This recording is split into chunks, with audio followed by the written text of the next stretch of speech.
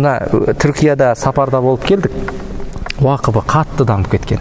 Анау Осман халифатынан бері қаратай құрылған үлкен дәрежеде неше ғасырдан бері қаратай жұмыс жасап келатқан уақыптар бар. Ойлаңызшы, уақып деген дүние, ол жаңа айттық қой, егесін жәннатқа кіргізбейінше тоқтамайтын сауаптың түрі. Пайғамбарымыз саллаллаху алейхи вассалам өзінің хадисінде айтады: адам баласы өмірден өткен кезде оның амал дәптері тоқтайды.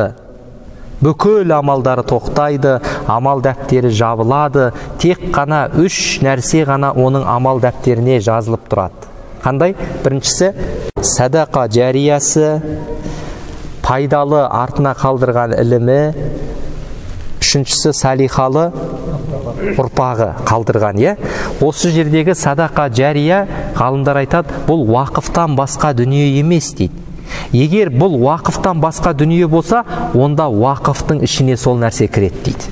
Пайғамбар саллаллаху алейхи вассалам айтты ғой, сен күннің батыстан шығып жатқандығын көрсең де, қолыңда бір көшет болса, егіп үлгерсең үлгер деді. Қараңыз, қандай маңызды дүние, осы нәрсе садақа жария бар екен да. Осы уақыф дейді. Осы уақыф дейді.